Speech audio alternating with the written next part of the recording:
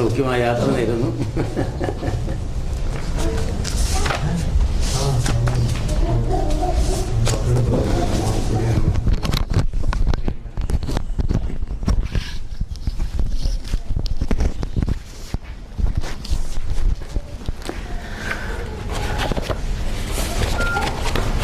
So we were talking about our worldview in relation to history.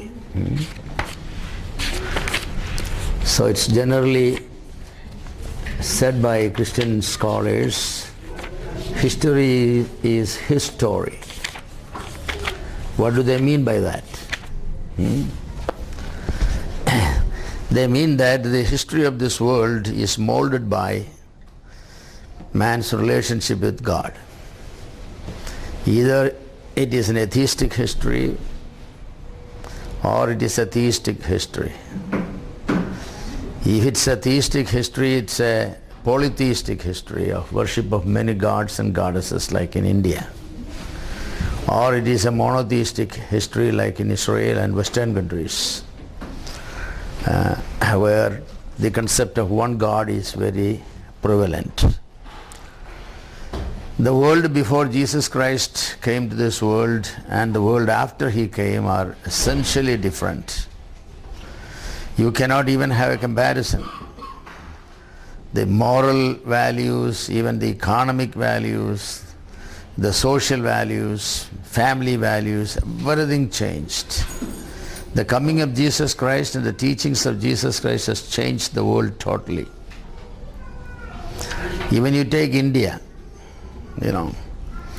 before Christian missionaries came and, have shown some light to this country, polygamy was very common, child marriages were very common, sati was very common, untouchability was practiced even, until very recently. So many social evils were there. And every one of these evils got eradicated only by the Christian influence. Even democracy is the contribution of Christianity. Because the statement in Christ there is neither man nor woman, nor master nor slave, rich or poor. Everyone before God is equal. That is the concept. Everyone in the nation is also equal. So everyone has one vote. So the contribution of Christianity is actually very far-reaching. So history, when we consider from a Christian perspective, it is his story. I quoted, Arnold Toynbee, who said, no nation can rise beyond its concept of God. No nation. No nation can rise beyond its concept of God. If you think of your God as totally holy, then the tendency will be for the people to be holy, because man's relationship with God is very important. If your God is someone who is involved himself with, so many evil things, well, the concept of the people concerning those things will be basically the same. Recently we have celebrated, what is this, what is it? It's about, some god stealing the butter or something, and all that celebration. So such a thing is elevated to an, a social celebration. And also, so many such evils. The story about the Pandavas going and finding a, wife and shared by Panchali. Who was that? By 5 husbands and all that story, Such things are permitted in certain societies because that's what their scriptures, so-called scriptures, are advocating. But as for Christianity, no. Even the Old Testament, we see polygamy, but when they asked to Jesus Christ about it, his statement was very stern. In the beginning it was not so. It's only the hardness of your heart permitted, divorce and remarriage and all that. So Christian religion permits only monogamy, one woman, one man for life. That's the institution of family, respected all over the world today, and basically they all follow this monogamy. Polyandry and polygamy are not, anymore accepted, except maybe in Muslim, Islam religion or some other places. Very, very, rarely it is allowed. So the contribution of Christianity to the history of the world, very far-reaching, very, very far-reaching. Actually, if you wanted to get a reliable history of the world, you have to come to Bible. No other historian can start with the creation. Nobody. Either they have to go to the hypothesis of evolution, to which they themselves are not a witness. And evolution, because it is an impersonal thing, he cannot testify to the reality of it. But God, who created the world, says things. So we have in the Bible the history of the world. It starts with creation. And all the way it goes to come to the book of Revelation. The last chapter is the new heaven and the new earth. So actually Bible provides us the history from eternity to eternity. Eternity to eternity. By eternity we don't mean eternity past, because it only begins with the creation of man. In the beginning. There is a beginning for human history. So we'll say eternity to eternity, but then Bible gives us glimpses of eternity even beyond Eden.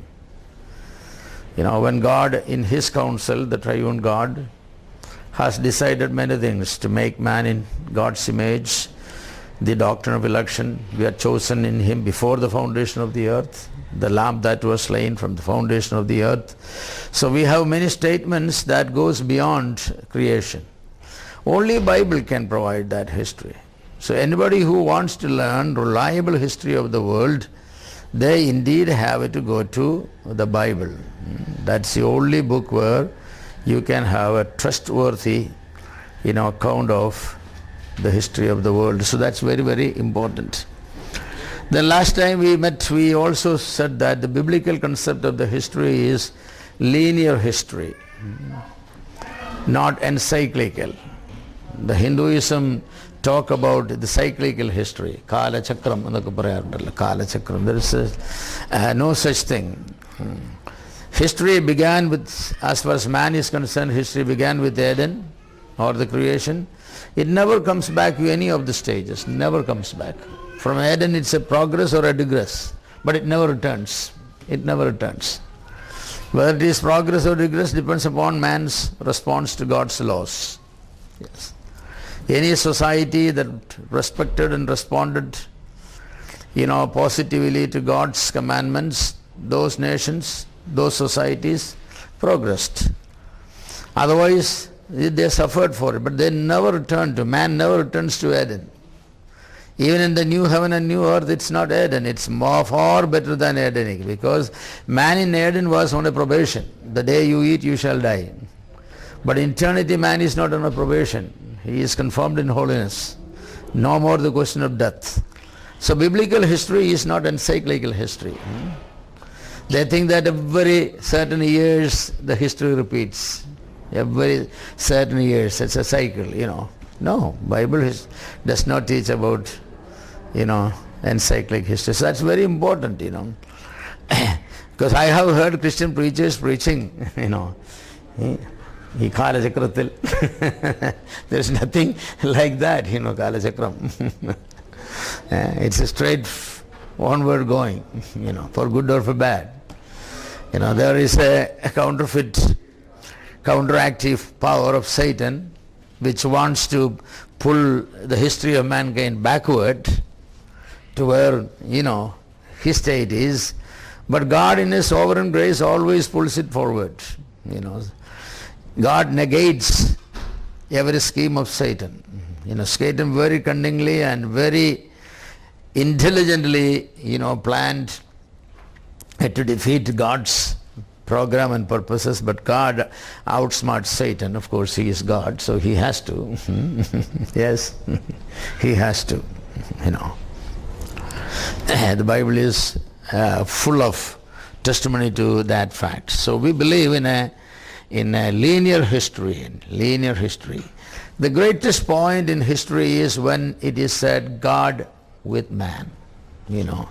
Like in Matthew chapter 1 verse 2 and 3 said that, you know, he tabernacled with man. You know, that's a great statement. God with man.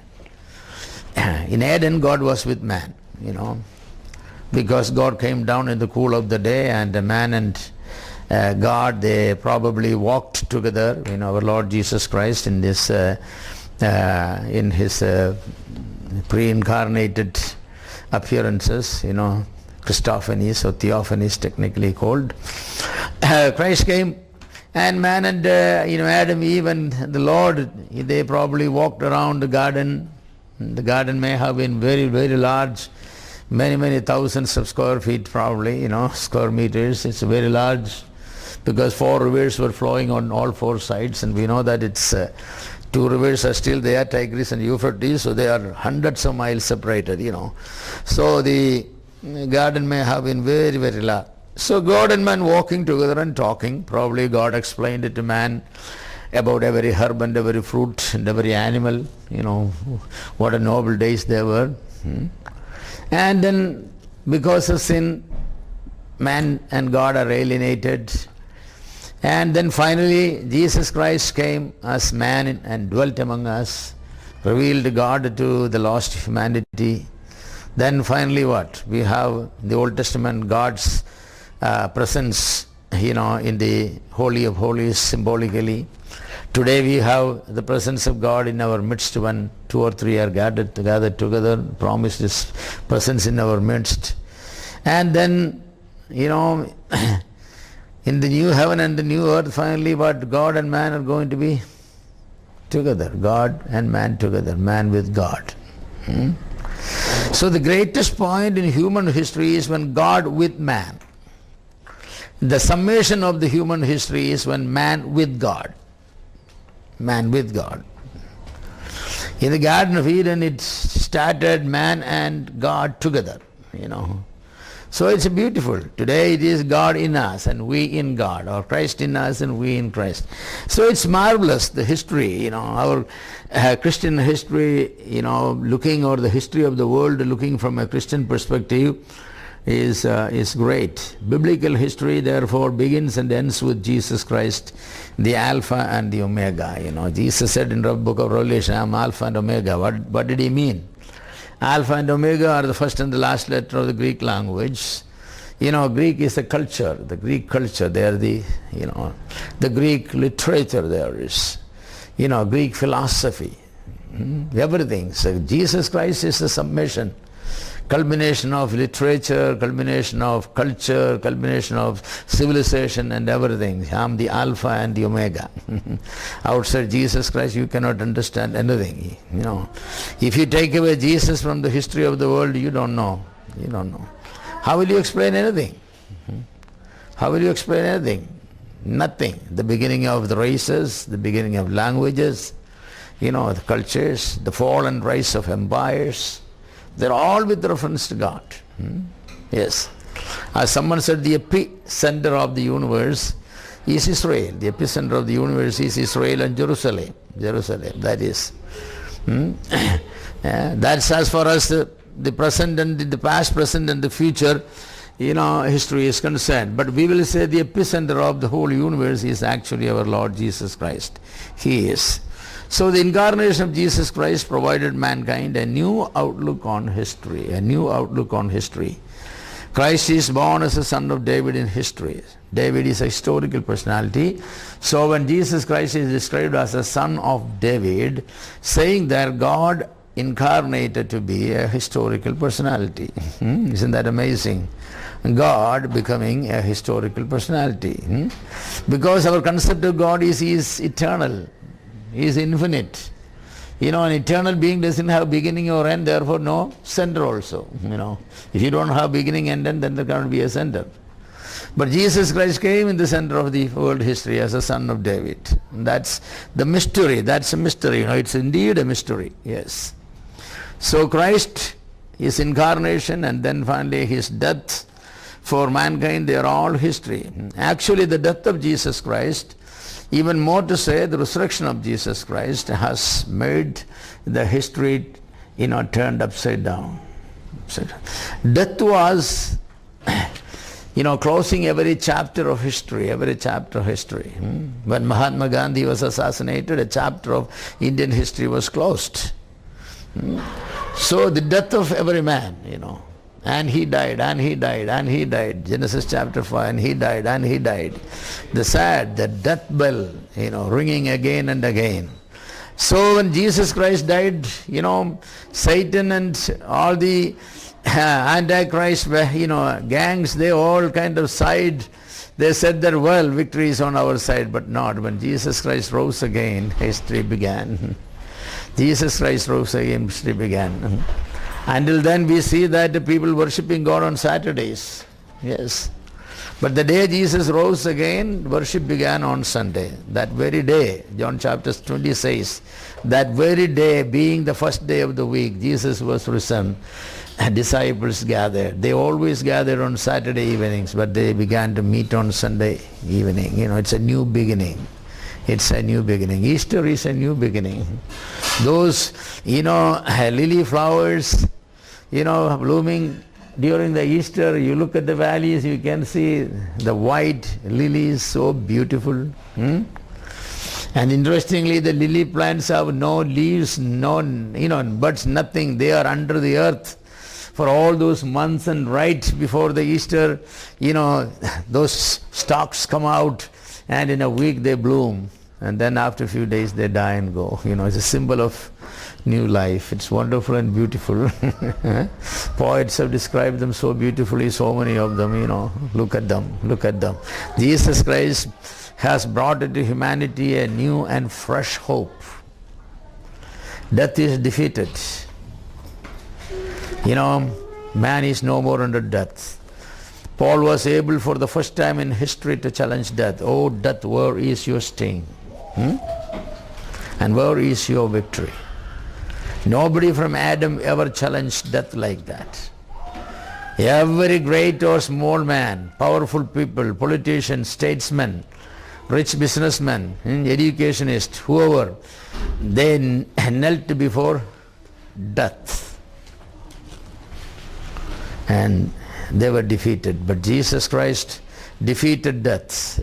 He said the keys of Hades and death, it's with him. So Paul was able to stand there and challenge death. Where is your victory? Where is your sting? Death is defeated. Death is swallowed up in victory. That is it. Death is swallowed up in victory. So the resurrection of Jesus Christ actually brings new power, new life, new hope to mankind.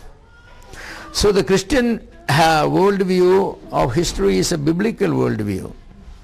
Old revealing in the word. History is man's response to the revealed will of God. For this reason, to the Christian, history is very important, for it tells us how the word has molded the history of the world. How the Bible has such a big amount of influence. Everything. The whole jurisprudence, the legal foundations of the world changed. The ethics changed. Marriage and family, Economics changed. Politics changed. Today, there is no nation really of any considerable power which has a monarchy or oligarchy or any of that. It's all democracy. It's all democracy. Yes. Everybody is equal. Great statements of some great statesmen that everybody is born equal. Yes, everybody is born equal. It's amazing. You walk into a hospital, maternity ward, you can look at the babies in the crib. You cannot say which baby is rich, which baby is poor, which baby is Christian, which baby is Hindu. You cannot. They all look alike. Yes. Yeah. So Christianity has changed, actually the world much. The whole history of the world. Jesus Christ and the Bible are the keys of history. Outside these two there is no reliable history. Either Christ is historical and the Bible provides us as the correct record of man's story, or the events of the world has no meaning and purpose. So the evolutionist history, what purpose they have? Everything accident. You ask an evolutionist, what will be the future of the world? They say, we don't know which Big Bang going to happen again. They have no hope. Only a Christian has the answer, where the world is going to. So history is not merely recording events. What is history? History is not a record of events. History is interpretation of events. History is interpretation of events.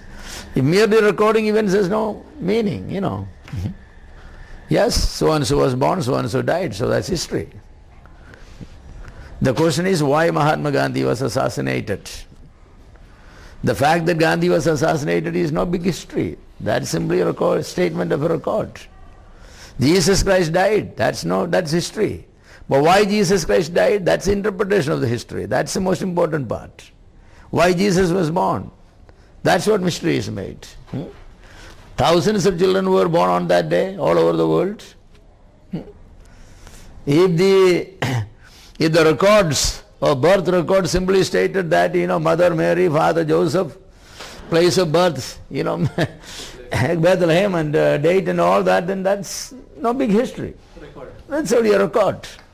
It's interpretation of the history. Why this man was born, why he came, who was he?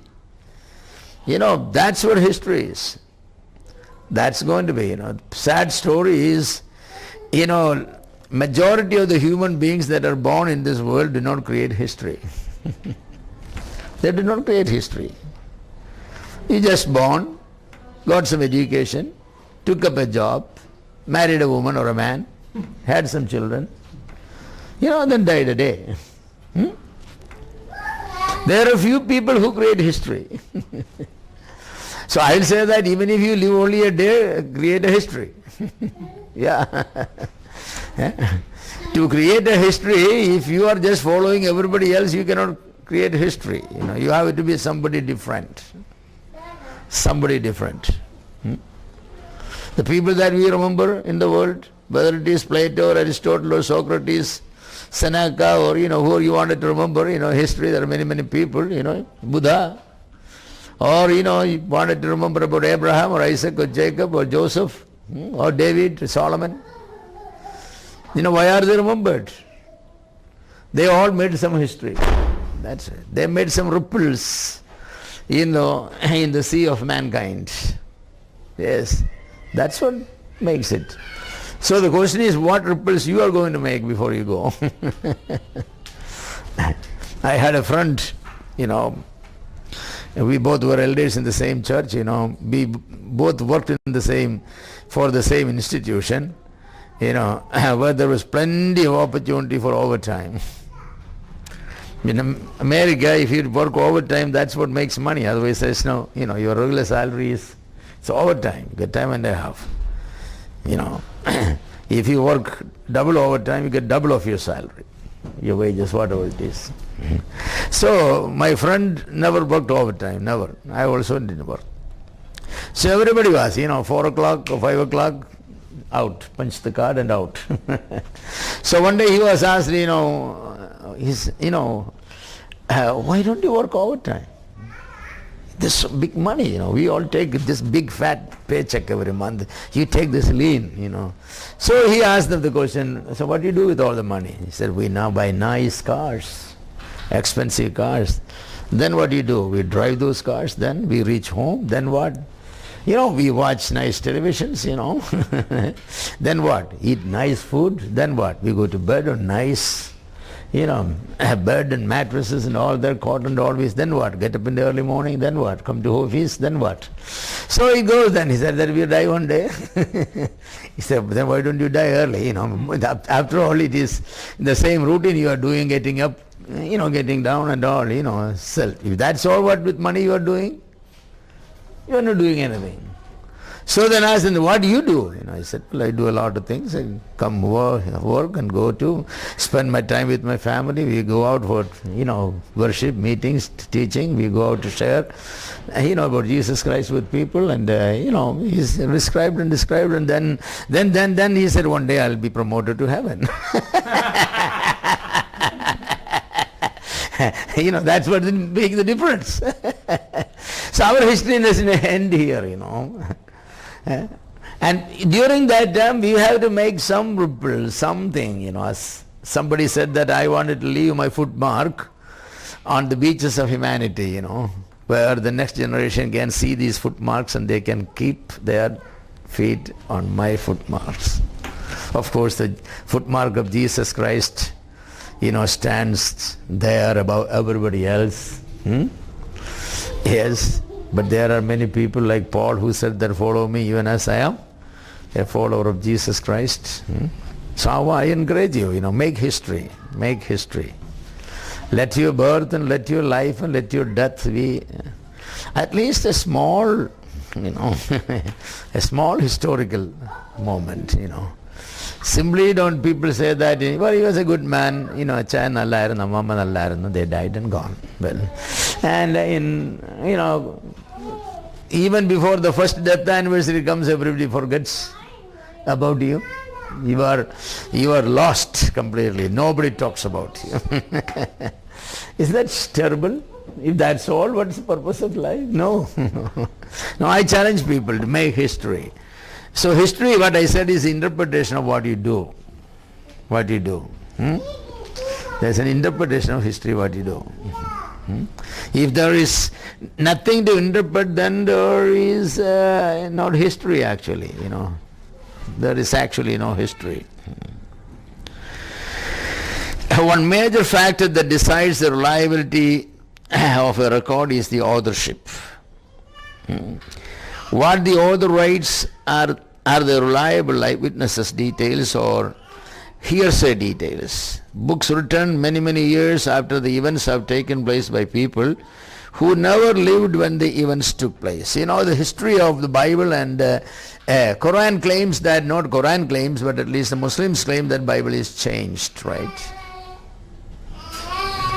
Yes, they say the Bible has been changed, here and made, because Bible talks about Ishmael being, Bible talks about Isaac being offered as a sacrifice, but Quran says that it was Ishmael. So they say that the Bible is changed. The interesting thing is, Quran borrows history from Bible completely. Everything.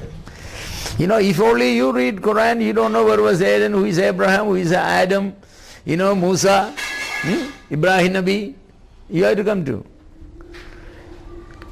Quran was written 700 years after Jesus Christ. The story of the Jesus was written by eyewitnesses, people who walked with that which we have seen and we have heard and our hands have touched. That's the uniqueness of the history of the Bible. It is not hearsay history, it is direct witnessed history. And when somebody who came 700 years later say that Bible was, changed and this and that, what reliability that has. So everything recorded in the Bible is truth because it's recorded basically. New Testament was completely eyewitnesses. The Old Testament, most of the thing, you can take that the first few chapters of Genesis, the book of Genesis from Exodus, it's Moses, he was living on the scene.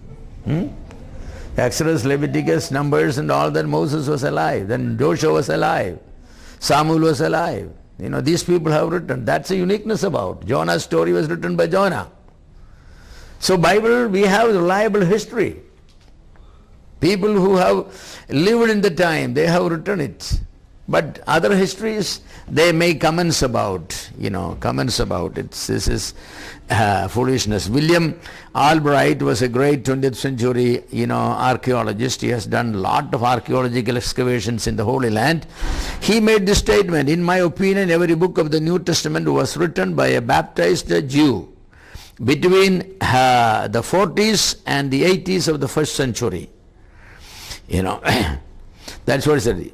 In my opinion. Then he said that, every event recorded in the Old Testament, every record, even recorded in the New Testament, they are testified by archaeology. It does not make Bible reliable, but actually when archaeologists have dig the same areas, and they have found that what is written in the Bible is true, it's an added piece of evidence for those who want an added piece of evidence. For somebody like us, we don't need any external evidence to believe Bible, because for us Bible is the absolute, and whatever Bible says settles it. But a man like Albright, not necessarily he was, as somebody who was arguing for Bible, but what he said is very true. Even H.G. Wells, he was a professing atheist. He acknowledged that the four Gospels were certainly in existence a few decades after Christ's death. That's what he said. The four Gospels were certainly in existence a few decades, because Gospels were written 30, 20 years after Jesus Christ. So what he said is, in another sense, what he was saying is, the conclusion is that the history of the Bible is written by eyewitnesses, therefore it is reliable. Of course, H.G. Wells didn't believe in God, but they were intellectually honest to say that, yes, what the Bible says is true. Some would raise the objection that though the original Bible story is historically correct, the copying and editing of these stories through centuries and millennium has corrupted it. People have changed the facts, and we do not have a reliable Bible today. This is the objection often raised by the Muslims. It is possible, humanly speaking, to make changes by the copyist. However, that is not the fact. In 1947, 2 copies of the books of Isaiah were found from the Dead Sea area known as the Dead Sea Scrolls, from the Qumran Caves number 1. These copies were 1,000 years earlier than the oldest dated copies of Isaiah available at that time. Though 1,000 plus years elapsed between the Qumran manuscripts and the available manuscripts at that time, there was no difference between them. They proved to be a word for word identical with the book of Isaiah. More than 95% of everything was identical. The 5% variations consisted of the slips of the pen and a variation in spelling. That proves that the transmission of the biblical text was perfectly honest and reliable, There was people saying that the book of Isaiah was not written by the same Isaiah. Chapters 1 to 39 was written by one Isaiah. Then 40 to 66 were written by another Isaiah, whom they called Deutero-Isaiah. So the book of Isaiah was not genuine. They were saying that. The reason they say it is the style in those chapters, the first 40 chapters and the last 26 chapters, the style, the linguistic style is different. Well, I don't know. Then we got this Dead Sea Scrolls, 1,000 years older manuscripts, all 66 books, existing. So they were saying that, these Deutero-Isaiah was written some 200 or 300 years earlier and added to the book, and that story is gone, because 1,000 years older manuscripts contain 66 chapters of the Bible. So nobody speaks about today Deutero-Isaiah, Isaiah lives, but Deutero-Isaiah dies. The history of the Bible is a reliable record. So when somebody bases to study the history of the world using Bible as the epicenter, we can come with a reliable history. Archaeology has consistently proved the truths of the biblical records. Nelson Glueck has said, It may be stated categorically that no archaeological discovery has ever controverted a biblical reference. That's what he says. It may be stated categorically that no archaeological discovery has ever controverted a biblical reference. Archaeology only proves. Simon Greenleaf of Harvard University, world's greatest 20th century authority on the law of evidence in the common law, he said, the competence of the New Testament documents would be established in any court of law. The competence of the New Testament documents would be established in any court of law. He was the greatest authority on the law of evidence in the 20th century. And he said, you can take the New Testament in any court of law, and it will only prove that's a genuine historical record. Nobody can question it. While all sensible students of history agree that the Bible is a reliable historical record of events, the interpretation of all events not necessarily true. They point out to the claim of the deity of Jesus Christ. While the historicity of the person of Jesus Christ could be objective, how could we know objectively the deity of Jesus Christ? They say, is it not a subjective matter? True, Jesus lived. True, he had 12 disciples. True, Judas Iscariot betrayed him. True, his body was missing. But how will you prove that he was God? Isn't that a subjective matter? Well, that's a good question. That's really a good question. God becoming man and coming to the earth, etc., is highly subjective, they say. There are people who even question the reliability of the existence of Jesus Christ. Well, forget about them. The historicity of Jesus Christ. No honest student of history could deny the historicity of Jesus Christ. However, they say that Bible is a religious book and therefore cannot be accepted as an objective record of Jesus Christ. Therefore, we would go outside the Bible to prove the historicity of Jesus Christ. Okay, say close the Bible. Close the Bible. Outside the Bible, is there any evidence Jesus Christ ever lived? Oh yes. Christ was treated as a historical person by early historians who were not Christians. In AD 93, the Jewish historian Josephus, he was an enemy of Christianity. He was an ardent enemy of Christianity, Josephus. He was a Roman historian, In his Antiquities of Jews, he made a statement. He recorded with the high priest Annas, he said, assembled the Sanhedrin of the judges and brought before them the brother of Jesus, who was called Christ, whose name was James. It's talking about the trial of James, the brother of. But he said that, the brother of Jesus was brought in. Jesus was such, known. It is good to observe here that Josephus was not in favor of Christianity, but he acknowledged. Another early historian, Cornelius Tacitus, he was not a Christian.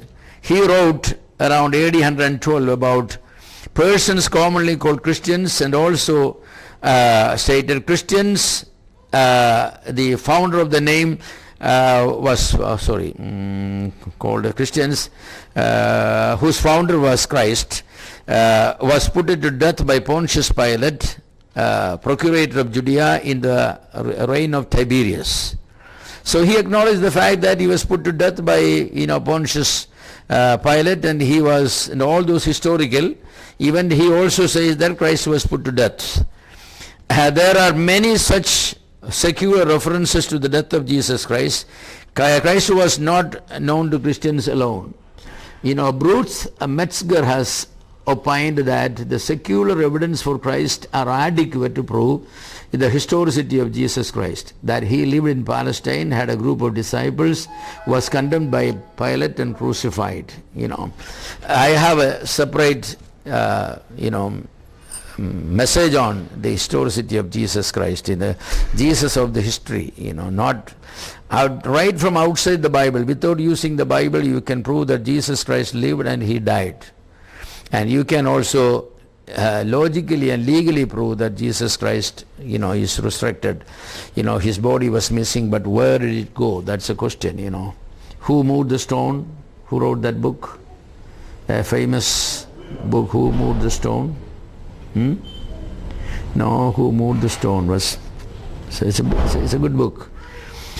The Bible gives great importance to the historicity of the resurrection. Luke mentions important persons in connection with the story of resurrection. Caesar, Herod, Pilate, Barabbas, Joseph, all the members of Sanhedrin, Joseph Arimathea. Makes many mentions of people who are, who are all involved in the story of resurrection. This resurrection did not happen in a vacuum. There were discussions going on, what happened to, and the people were trying to silence the historicity of the resurrection. There is a long list of people who have a close understanding of the bodily resurrection of Christ. 1 Corinthians 15:6 states that Christ appeared to more than 500 men at one time. Well, if 500 men, and Paul said that most of those people were living when Paul had written that. If anybody wanted to refute, they can just go and interview these people. Nobody could. The martyrdom of the 11 disciples of Jesus Christ is a question of great importance. Because who will die for a lie?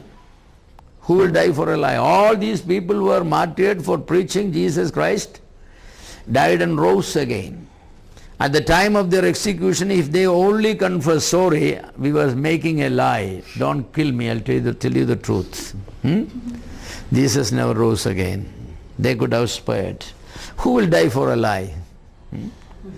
People lie only out of two reasons. Number one, they lie because of fear.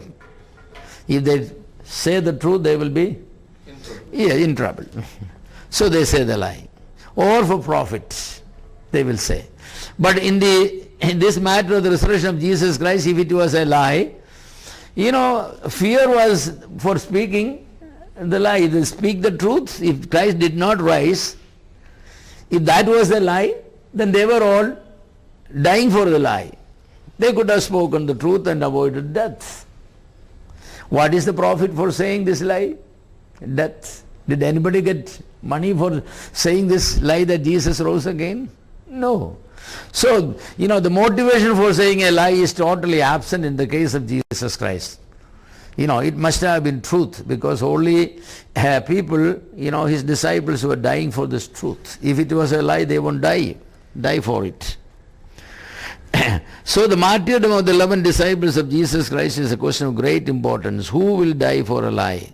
The apostles opted to die only because Jesus had been a reality to them. It is amazing how the disciples of the Lord, who were so scared about the whole incident of arrest and trial, and crucifixion, who ran away from the Lord, now gathered together after the resurrection. What is the motivation for their courage? That's the question. Everyone, with the exception of one, John, all his disciples deserted him. Only a handful of women and John standing there. What brought them together? If Jesus Christ never rose again, why did they come together? What brought them together? So people cannot answer these questions, What actually transformed them is a big question. If it is not for the resurrection of the Lord, what else? There is no answer. There is no reasonable answer for that question. Our faith in Jesus Christ is no different today. We know for sure that Jesus Christ is risen from the dead. Our faith is grounded in the historicity of Jesus Christ.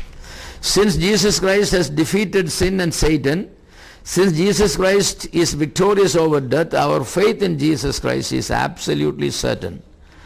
The outcome of world history is an absolute certainty for us. The preaching of the resurrection of Jesus Christ, think for a moment it is a lie. It's a blatant lie. This lie was preached all over the world, and it changed the whole world. What a lie. What a lie. And millions of Christians have really died for this lie. Well, yes.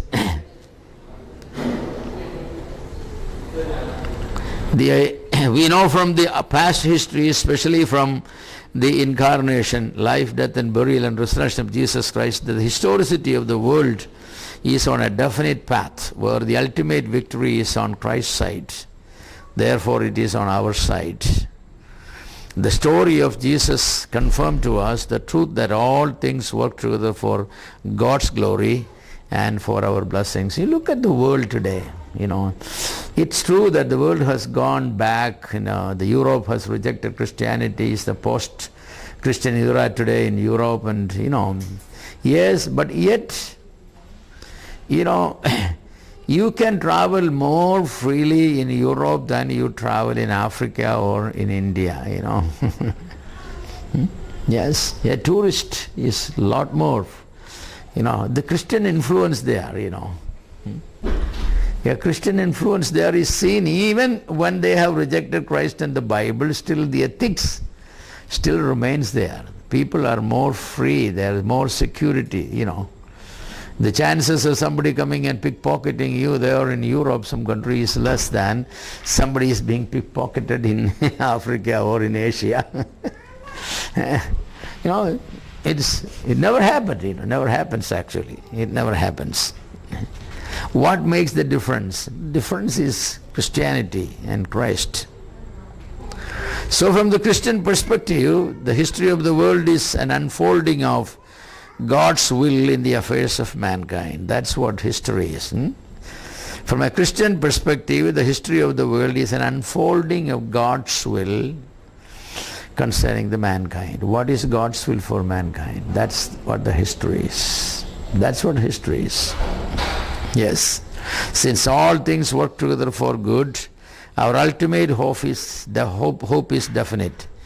It is that God's will usher in a golden era of divine kingdom where there would be perfect peace, prosperity, power and goodness of God. Millennium. This cursed earth with all its evils is going to give birth to another golden era. Of course, it doesn't come by accident. The Lord is going to bring it. What a wonderful thing it is, isn't it? The Marxian, Hegelian, humanist outlook has nothing to offer to mankind. You read through those. They speaks about utopia. They all speaks about utopia. When, equality will be established in this world, where all the bourgeoisie's head will be chopped off, they expect that there will be an utopia. You have all the people in the world line up. Then you decide what should be the height of everybody. 5 feet 6 inches. Then you chop off above 5 feet 6 inches everybody. That's their... You think that there will be utopia there? There will be no utopia there, You take your hand and chop off every finger to the height of this finger, so that every finger will be equal length. You think there will be utopia in your life? No. It's a diversity that makes the beauty. It's a diversity. If the whole face was an eye or a nose, what is beauty? What is beauty? Beauty is defined as the proportional harmony of every part of human body. The proportional harmony, Your nose has to have the proportional size with your head. If the nose is bigger than for the proportion, then you are not beautiful. Your eye, your everything. So that's where it is. So only in the millennium that is going to come. Everybody is a proportional harmony. Everything will be. The Lord knows how. You go to a garden, there are big trees, small trees. If there are only small plants, the garden will not be beautiful. The garden's beauty is that it is harmoniously existing. So Christianity believes in that. Christianity believes in that. There is room for everybody. And nobody should exploit anybody. Harmonious sharing and mutual appreciation, mutual dependence. Every trade is dignified. Nobody can look down upon anybody. Everybody depend upon everybody. Yes. To some people, some profession is not that good, They think that. Well, you think of people who do that profession out of existence in India. What will you do? What will you do? You'll be miserable. You will be very, very miserable. Even if the barbers are gone out, there is nobody called barber is not. It's a trade profession. But nobody likes, barber profession. So, when I think, we will cut our own hair. We will cut our own hair. Well, then either everybody has to become a barber. That means everybody is cutting somebody's hair. Instead of replacing some professional barbers, everybody has become amateur barbers. That won't be a better world. No.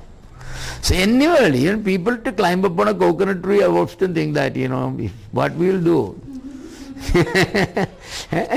Coconuts are there. You are praying and waiting for a coconut to come down so that you can make some chutney or something. How thankful I am for the people who climb coconut trees. We look down upon them. Don't look down upon them. Well, usually people look up to them because they are top. They are the ones who look down upon people.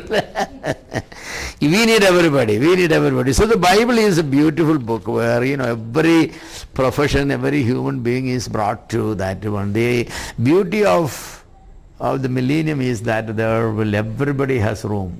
Everybody has room. No profession is nobler than any other profession. No, every profession has its dignity.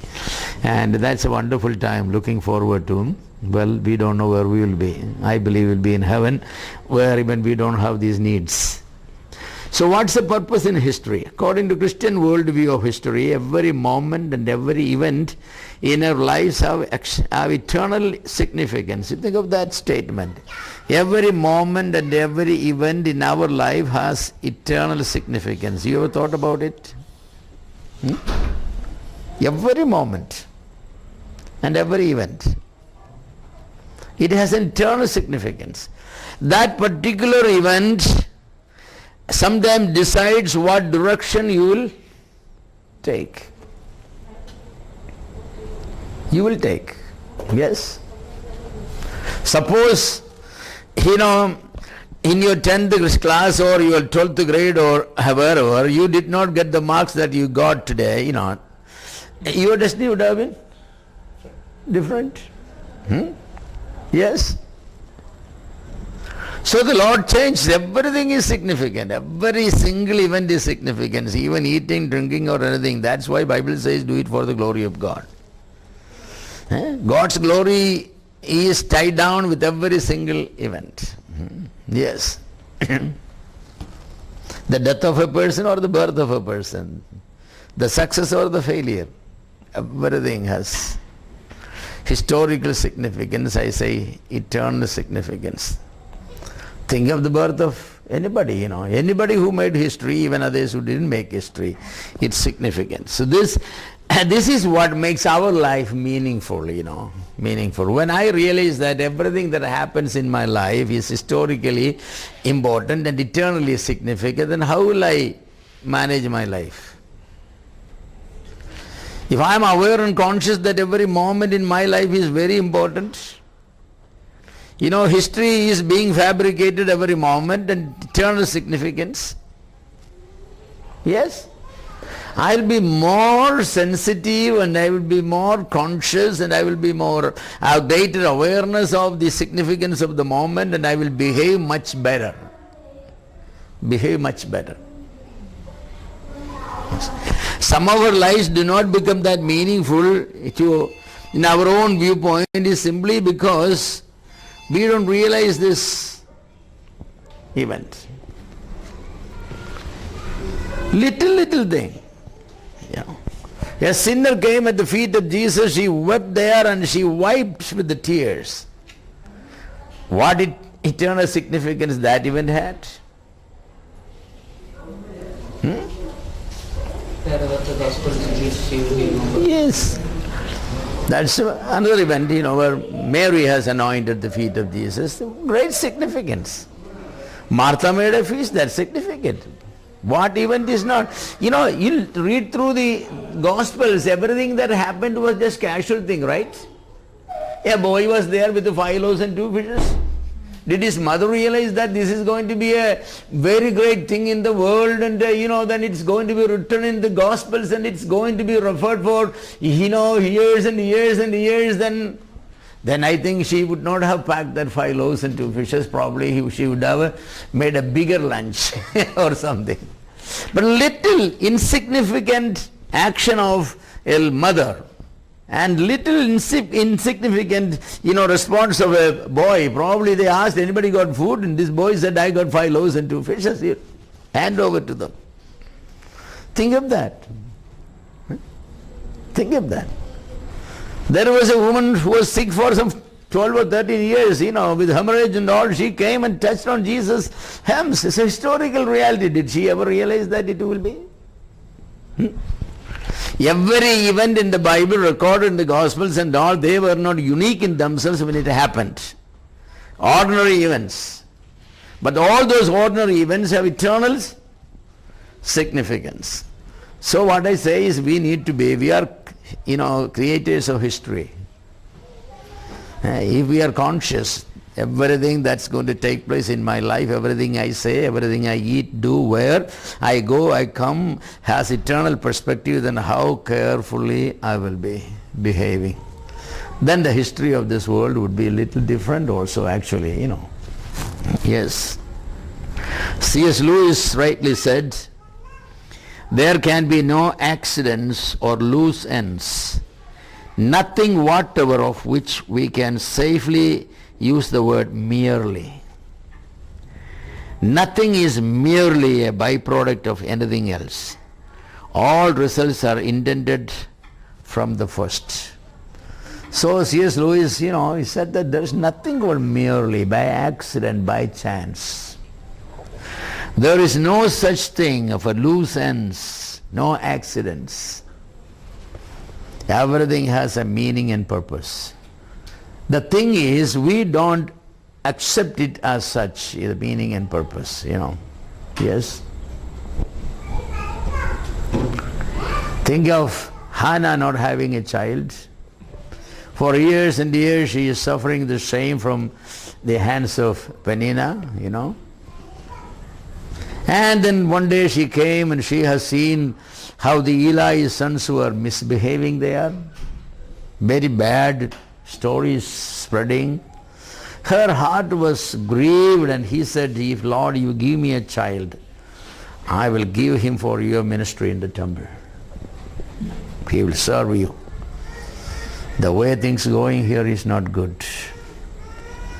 The Lord heard it. There is a woman who is grieved about what is happening in the temple, the abuse that were going there. So here is a woman who wanted to contribute to correct the situation. God honored it. So was it a casual event? No. That changed the history of Israel itself.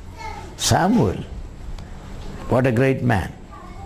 He only anointed David as king, even Saul as king. He's no ordinary man. So the fact that for a long time Hannah didn't have a child was not an accident. Yes, it was not an accident. Yes. The Lord honors, So C.S. Lewis is very, very correct. Nothing is merely a byproduct of anything else. No. Every event is a single event in itself. Every single event. Romans 8:28 has this consistent worldview of all things. All things work together for good. It's no ordinary loose statement. Our accidents and our sicknesses and our failures and our successes, our gains and our losses, in our mistakes, all work together for good. Of course, such a statement could be said boldly only about the elect who love God. Yes.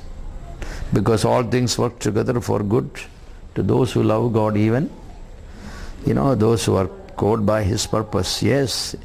That's no ordinary statement. That's a great statement. Looking back in my own life, I can say that all things work together for good. Yes. The guiding hands of the Lord I could see very clearly. Some things I said, my failure, or others said it's your failure.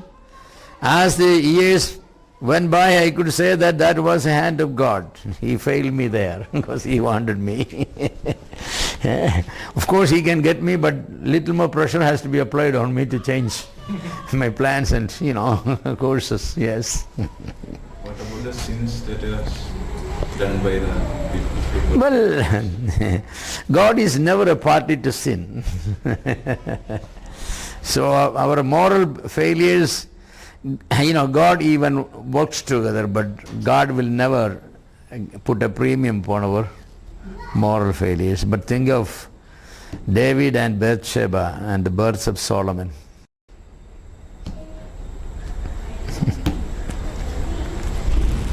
I don't know how to explain that. Solomon could be born only from Bathsheba and David. The genetic combinations and all that. Of course, Bathsheba could have been David's wife. If Uriah naturally died in the war, battle people die. So it was possible that instead of killing him purposefully, naturally he died and she became a widow and David married. The same thing could happen. So, maybe God wanted him to, but David took the wrong course. But I said that even that God works together, all things. So don't go and commit sin thinking that God will work it out. It didn't work out now because the curse came upon in the generation. Yeah, that's true. That's consequences. But Solomon is the wisest man in the world. It's only one man with the appellation, the wisest. Solomon the wisest. Yes. So the Lord working together is there, because Bible can never go wrong. But as I said, God will never put premium upon our sin, because sin is sin. God never loves sin. But because you love God, something happened in your life which is a sin. God is not going to write you out. God is going to begin to work. How even can bring something good out of that? That's because you basically love God. About David, only one thing said, David pleased God in all things except in the matter of Uriah.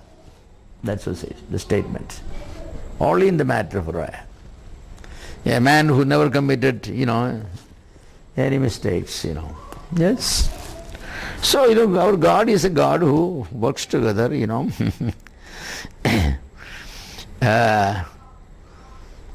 A Jewish family backslided and went to Moab, came back with a widow, Ruth.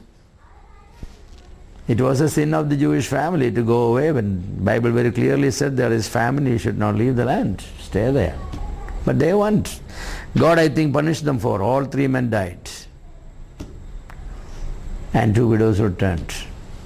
But all things work together for good. From Ruth we have, yes, ultimately Jesus Christ came, or David came, and all that things. So, beautiful history. How God unfolds, what we fold is a very, very interesting thing. God controls the course of history by working in us and through us. For example, when a person say about some event in his life that God is dealing with him, or that God is chastening him or teaching him, or that God is preparing him for greater and bigger and better things, the person is acknowledging that God is actively working in history through interacting in that person's life. This knowledge and this acknowledgement is key in molding world history. So any person who acknowledges that, yes, God is working in me, He has a purpose, that person is one who creates history. So because he submits to God, he allows God, willingly, God, you go ahead and do what you want in my life. Only bring my life, as a blessing. God always uses such people. Always. You may be a very insignificant person. God has used so many insignificant people in the world, and they have changed the course of the world. You think that that Hudson Taylor or William Carey, if they did not go for mission work, they would have made any history in the world? William Carey would have died as a big maker or a businessman in the shoe. And Hudson Taylor, I don't know what he would have done. He may have worked for some company and married and had children, gone. David Livingstone, he may have died as a good doctor in London. All those people acknowledge that God's hand was in their life, preparing them, molding them. God wanted to do something important with them. Yes. This is the same way. God spoke to many people that God can use you, I want you. But many people say, no Lord, don't trouble me, I'm not available. Moses tried to say that, but God did not. By the argument. Yes, many people say these things, yes. Even today that's exactly true. God is looking for people who will acknowledge God's hand in their life every moment. Purpose and meaning saturate both individuals' lives and the life of humanity as a whole. Purpose and meaning saturate the individuals' lives and the lives of humanity as a whole. Some insignificant person. Mahatma Gandhi went to South Africa. He was studied in London for barrister of law. Then he went to South Africa only practicing law, for pleading some Indians case there. That's all. But he has seen apartheid there, and he was touched and he moved and he came. And he would have been a very successful lawyer like anybody else. Because he's a Gujarati, he may have made much money and this and that. But what made him? What made him? He saw a purpose in his life for the freedom of his nation, Even though he's a secular man, yes, there it was. Mother Teresa, they are not specimens of Christian, heroes of faith or anything, but Mother Teresa had seen a purpose in her life. What is it? To cleanse the wounds of so many people and dress those wounds and feed those people. So she would not have been known in the world if she only went as a nurse in some hospital or somebody. But what changed? They all have seen the purpose in life. Whether that purpose was God's purpose or not, they saw a purpose when they saw it. But God has even used them in many ways, yes. Aren't we grateful for Mahatma Gandhi? We are sitting in a free nation today. I am taking this class. Yes. If all those 400 some, priestly kings, stately princes who were ruling the country, this may not have happened. Yes. In Britain there was great persecution for the nonconformists. So they were forced to escape to the New World America in Mayflower, for the freedom of religion. Thank God for America. If it was not America, what would have been the history of the world? The mission work, the support for missions. And in every respect, the hand of the Lord was there when somewhere there's a persecution, somewhere there's something else. The hand of the Lord is guiding them. Sometimes people won't go where God wants to go, so God had to shake people. The Lord gave that great commission, go into all the world. But the believers in Jerusalem were not obedient. The number of men increased at one time to 5,000, but nobody was going for missions. They were all staying there in Judea. Everybody. The church was growing there big and big. The Great Commission was not being carried out. God in his own way led Philip to Samaria and Peter to Cornelius' home, but basically the mission work was not started. How did God do it? He has shaken the church. Persecution he allowed to come in. There was no way they could anymore stay in Jerusalem. So we read that except the apostles, everybody scattered. Everybody scattered. The hand of the Lord. I'm sure that all those people cried and asked God, why are you doing it to us? We wanted to stay and worship you only. We wanted to break bread there. We wanted to sing praises to you, Lord. Why are you doing it? Yes, all things work together. Sometimes God has to. The hand of the Lord is there. The hand of the Lord is there. Well, these are bad days in many ways, Every day we hear about Christians in Iraq being butchered mercilessly. Some good thing is going to come out from it. Maybe in India also some persecution going to come. Some good will come. Only when persecution comes and a number of Christians are killed, the real Christians come out. Yes. Real gold always come out of the fire. Yes. So to speak accurately about purpose, the Christian must speak not only of God's activity throughout history, but also of the ultimate goal toward which he is leading mankind. Purpose implies constant supervision by God, a direction for the course of human events, and an ultimate end or goal. So whenever we say that God has a purpose, what does that mean?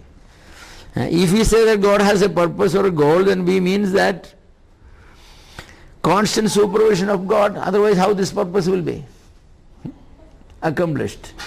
So God is actively involved and deliberately supervising every event, the ups or the downs.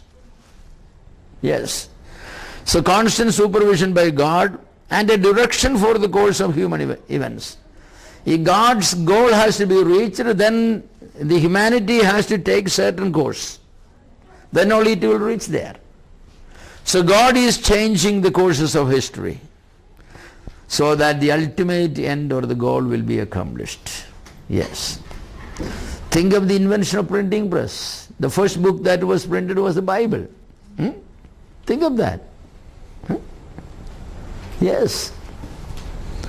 The Dark Ages, from 350 BC or 300 AD to 1500 BC, the Dark Ages.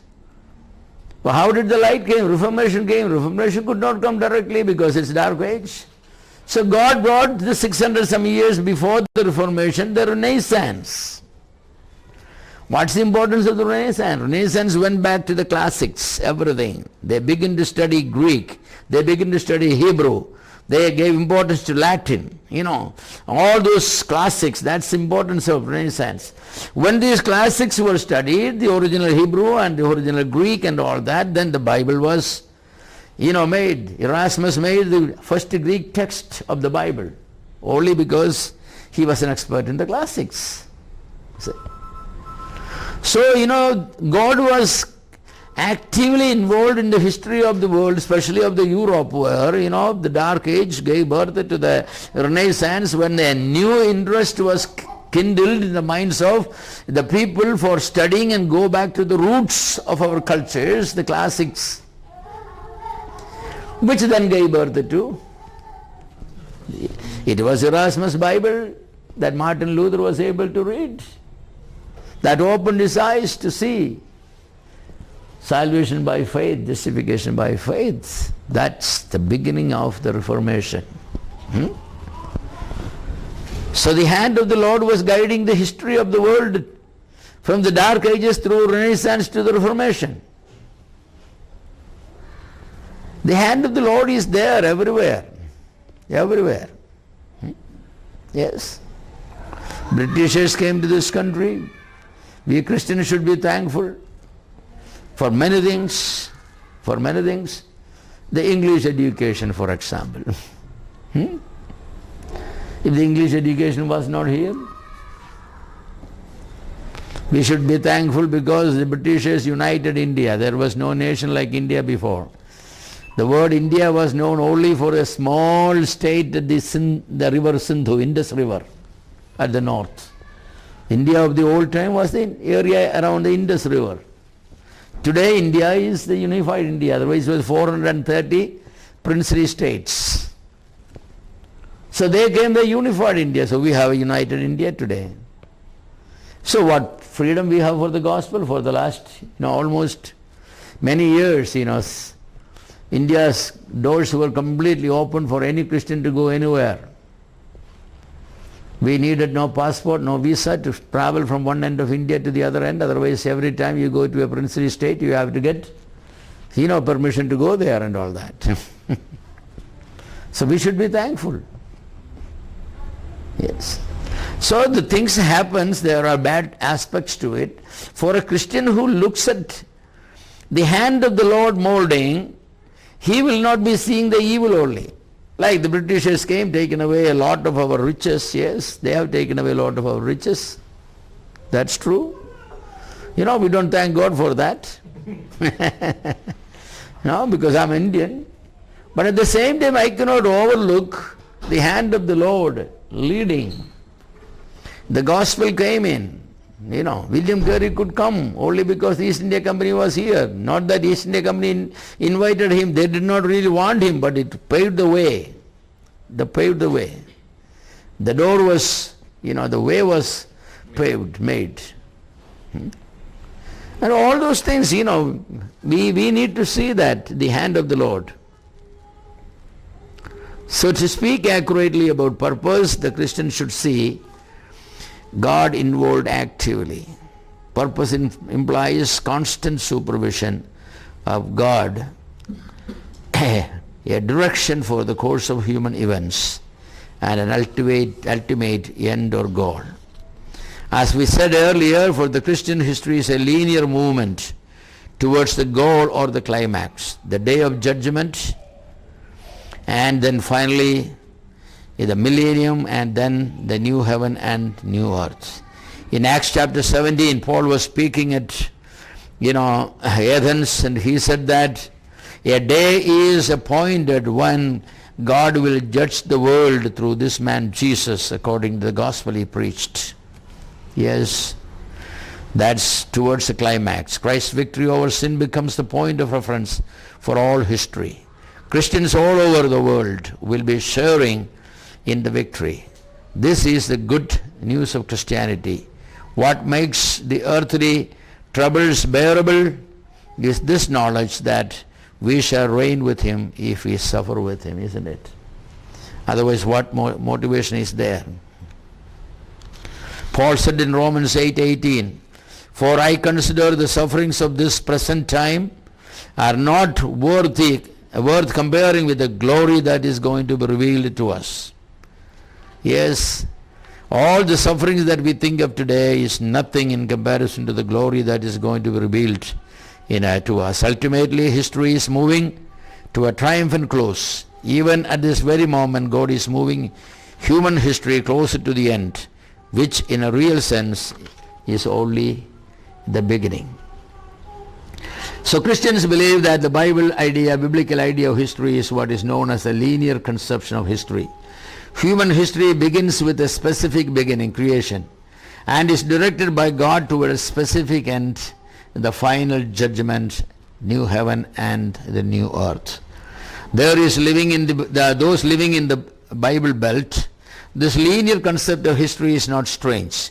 But to those who live in other countries, especially in the Hindu Oriental culture, history is cyclical, where events repeat in certain rhythmic cycles.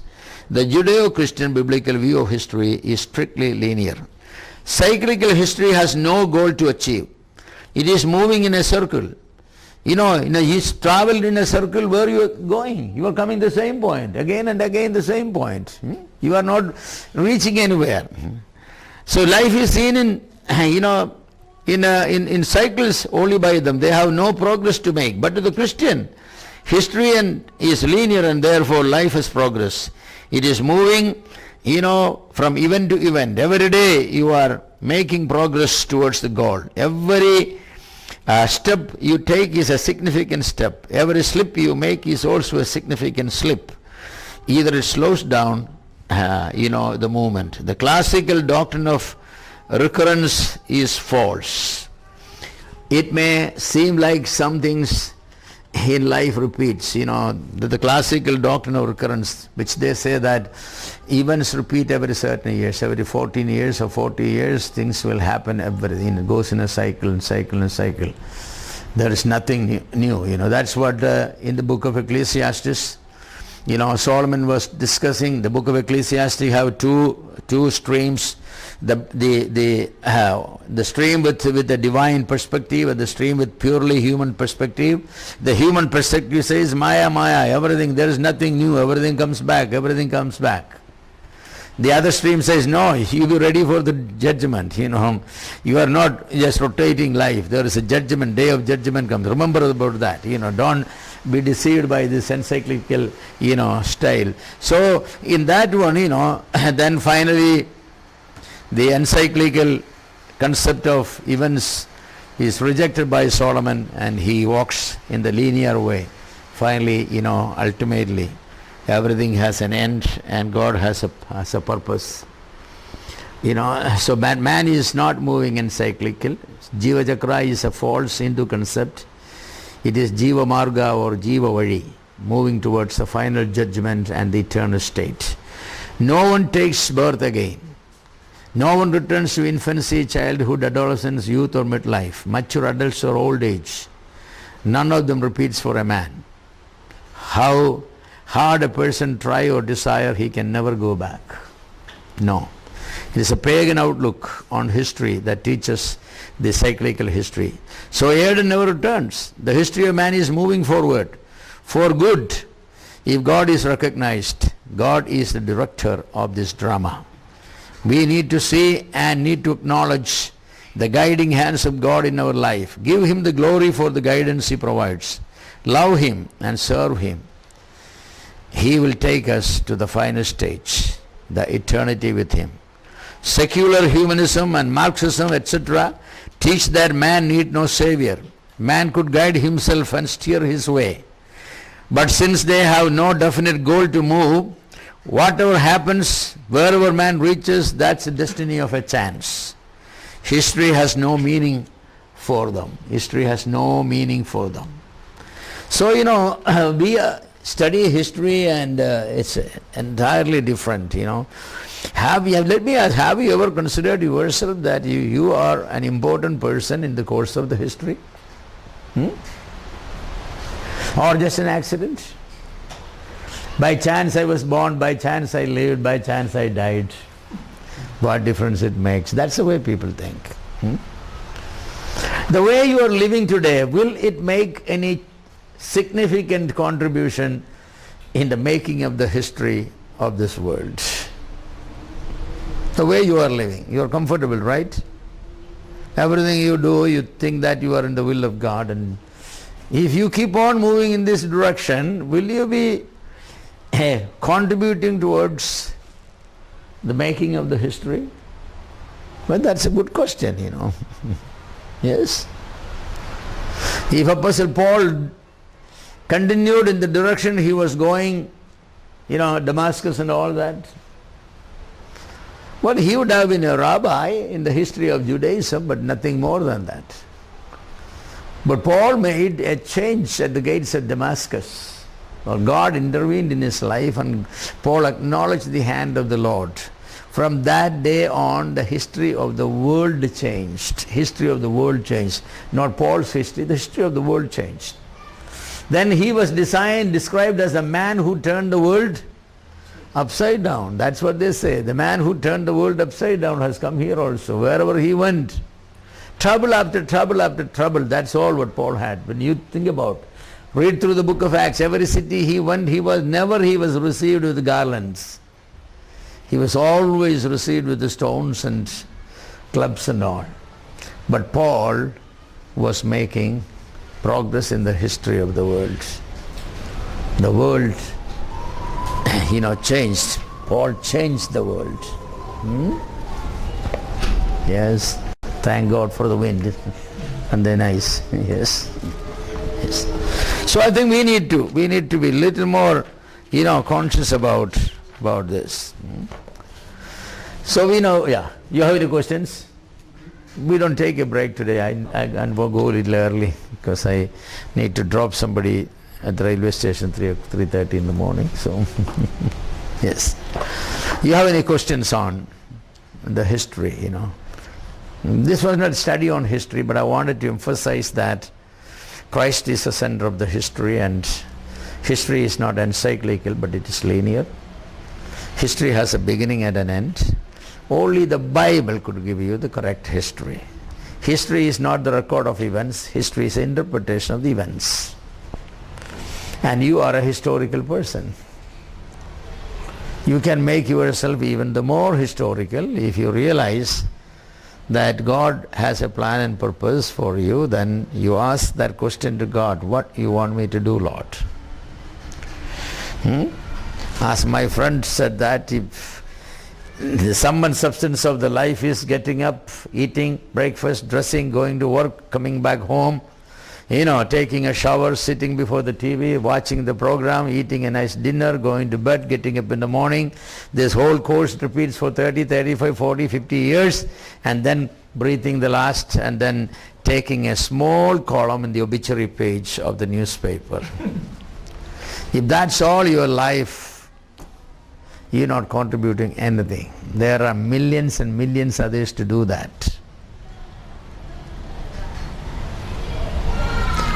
When you are gone from this scene, somebody should be able to say that there was a man, there was a woman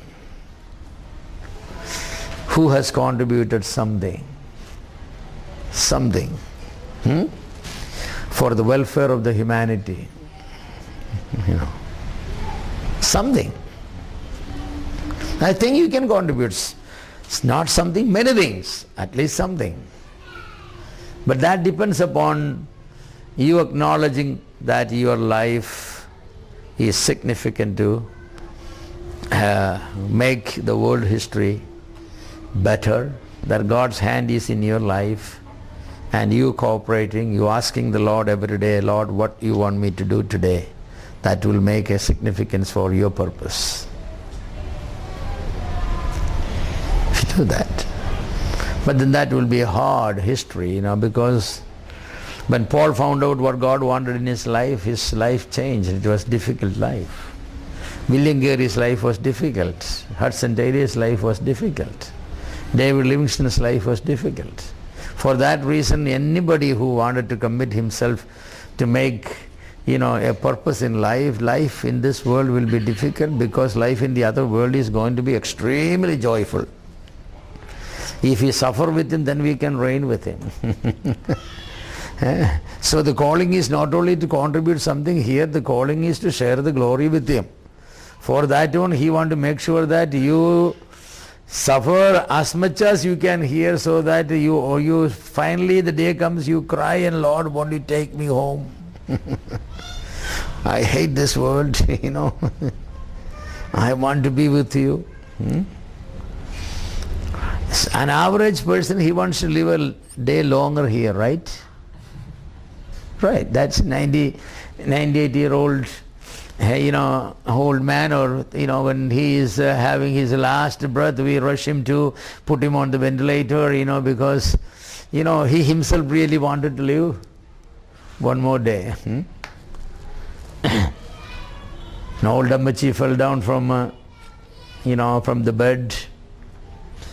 She became unconscious. 98-year-old Ammachi rushed to the hospital, and then there she revived, and the doctor told her, Ammachi, you are very lucky, no serious injuries. So Ammachi said, Kunye, ende bhavikku dosham varuna valla murivo vallo undo?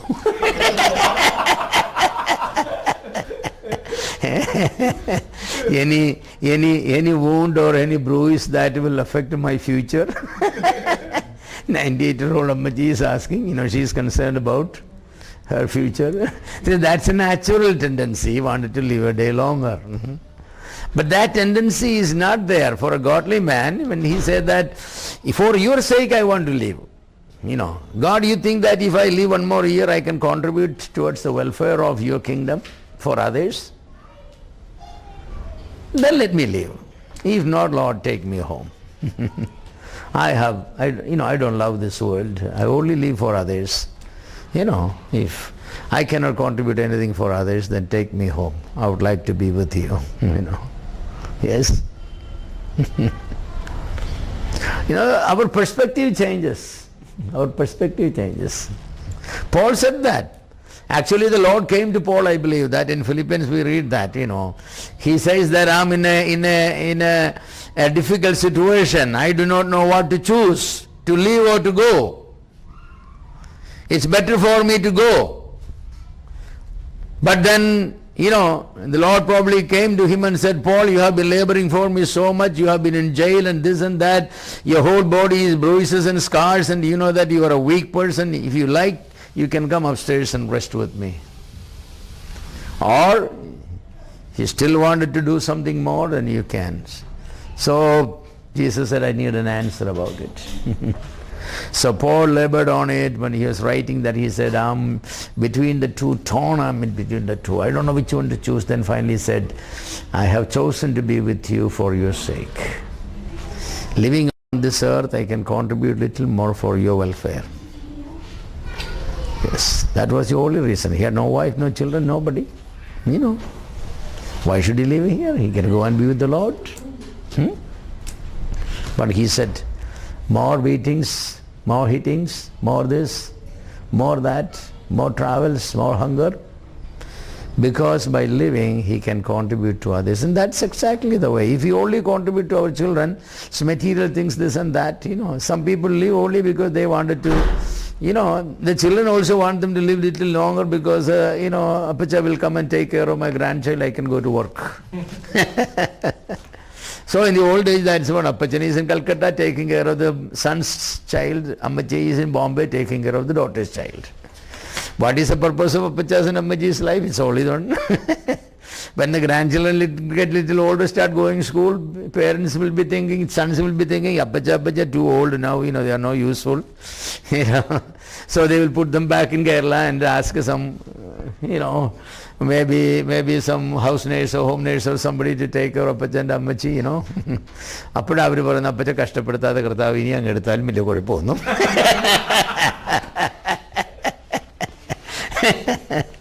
Appacha became useless. Such a death is meaningless, actually. Such a death is meaningless. A person living only for what?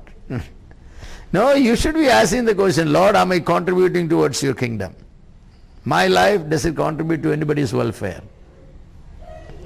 If you think living longer will do some purpose for your kingdom, your church, your gospel, the growth of other Christians, then I am willing, even if that's suffering. But if you think that I am not able to contribute anymore because of my ill health or because my capacity of mind is gone down, then Lord, will you take me home because I love to see you. That's the joy of my heart, So a person who will think like that and live, they will be able to contribute something. Something not simply in the life of some people, but something significant to make God's program a little better. That day when everything will be reckoned, then God will be introducing, meet so and so who has contributed, this much. That's the way it should be. Yes. If you have some questions, you definitely can ask. Otherwise, we will move forward to the next chapter, which is really our last chapter on this session series. The worldviews in conflict. The worldviews in conflict. Any questions?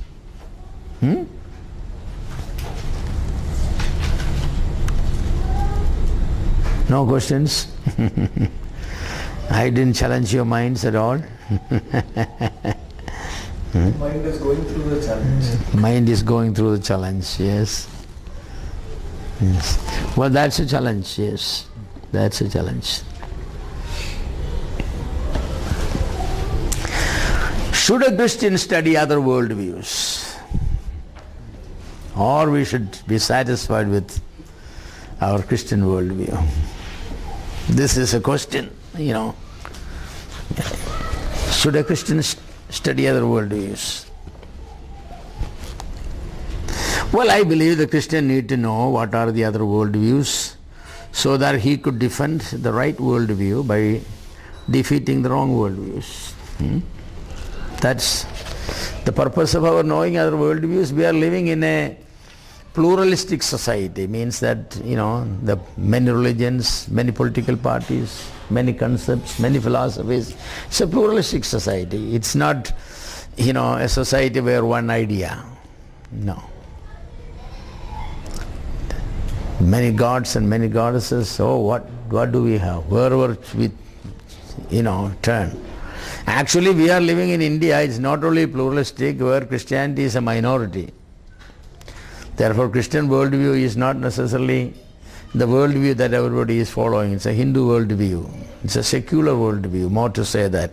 The educated people will be either following a Marxist worldview, or they will be following a capitalist worldview, or a socialist worldview, a Hindu worldview, a Buddhist worldview, There are other religious worldviews and the secular worldview. We are commanded to demolish the wrong worldviews and philosophies that come against the knowledge of the Holy One. 2 Corinthians chapter 10 verses 4 to 6. Let's read that verse. We have read it in the beginning of our course. 2 Corinthians chapter 10 verse 4 to 6. 2 Corinthians chapter 10 verse 4. For the weapons of our warfare are not carnal, but mighty in God for pulling down strongholds, casting down arguments, and every high thing that exalts itself against the knowledge of God, bringing every thought into captivity to the obedience of Christ, and being ready to punish all disobedience when your obedience is fulfilled. Yes. So what does it say? We are engaged in a warfare of worldviews. We are supposed to be pulling down the strongholds of Satan. Means that's the politics, the economics, the psychology, the education, the sociology. These are the strongholds of Satan, The strongholds of Satan. Satan is influencing and controlling people through education. Every child is trained and educated in the ways of Satan. Politics and economics, sociology, philosophy, even medicine and engineering, everything. Satan has such a hold in those things. He wants to use all the world powers against God and pulling down God's kingdom, while we are engaged in the warfare of pulling down Satan's kingdom, the strongholds of Satan.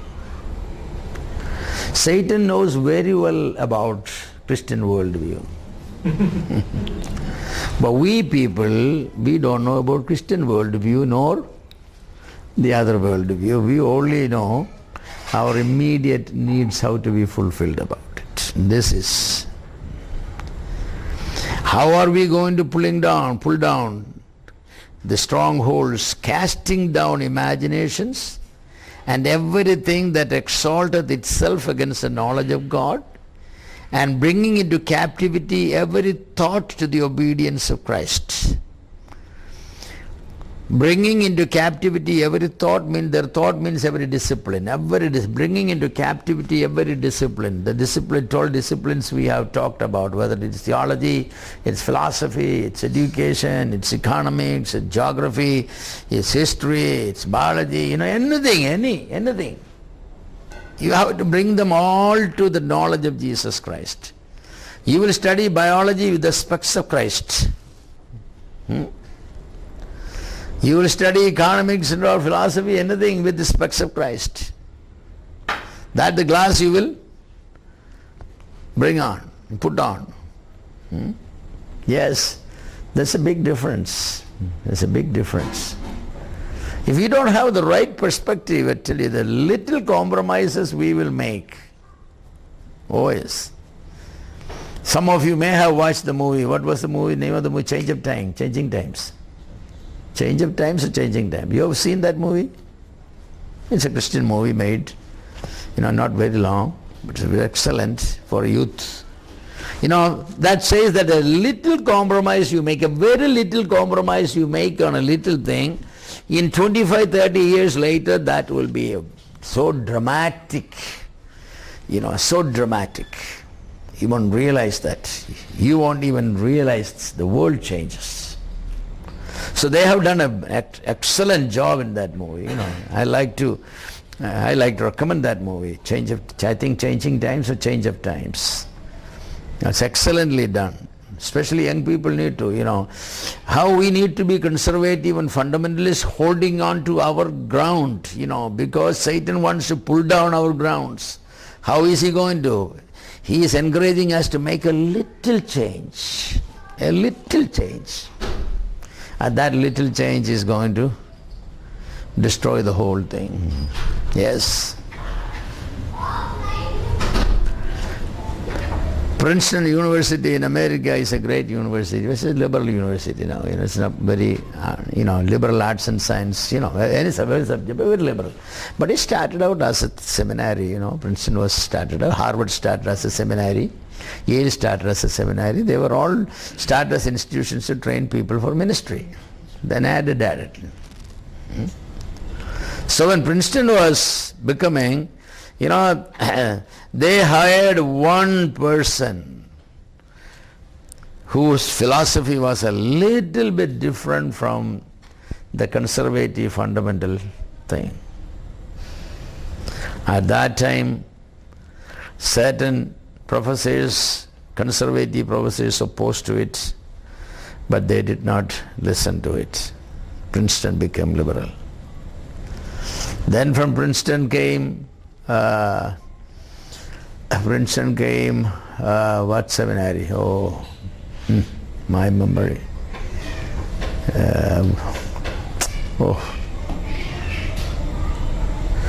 I think the Westminster Seminary.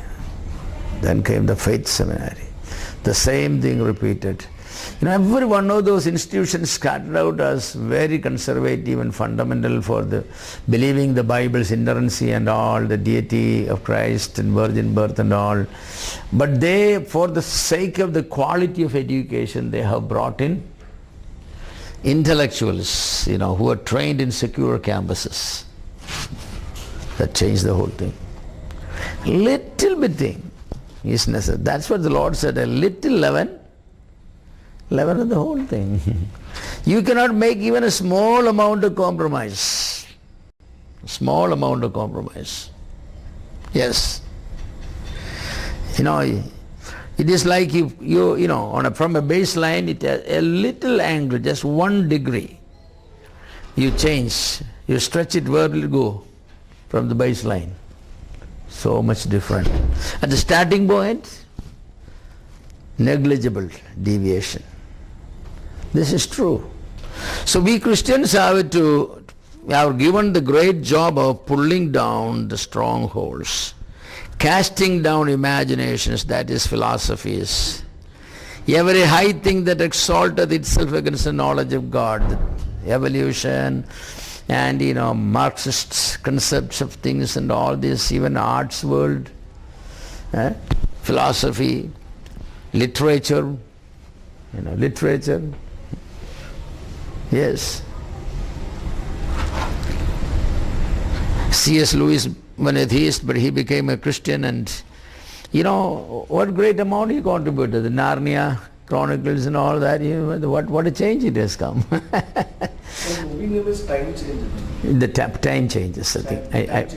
I think that's the name. The time changes. Time changes. Yeah. Get hold of this CD from somewhere, man. You can watch it. I got one with me.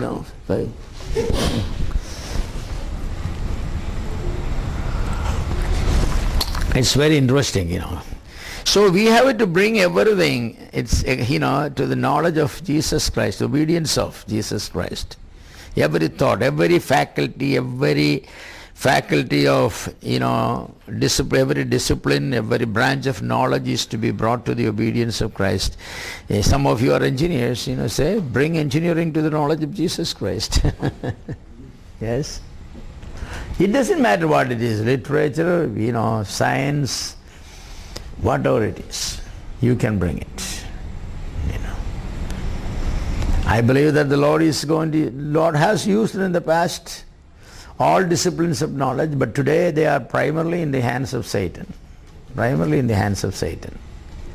Somebody who is not an evolutionist, he cannot even fare very well in this world. Some of you had an opportunity to meet Ben Scripture. Ben Scripture has PhD in biochemistry from the most popular American university, the Catholic University, Notre Dame. They wanted to take his PhD back. They tried because he is a creationist. Yes, the Department of Biology has tried their best, to take his PhD back because he has a radio program, against evolution and all that. So there was a point when he thought that he will lose his PhD, But finally the professor of the Department of Biochemistry said that his PhD is not in evolution, his PhD is in biochemistry. It will stand. So what I meant is, it's very difficult. If somebody knows that you are not, a student for evolution and all. My son-in-law was doing his PhD in the Kerala University, again, what was his, biochemistry. So, one day his professor told the other students, tell Sunil that he will never get his PhD. Tell him not to waste his time, go find something else. Say, go preach the gospel which he wanted.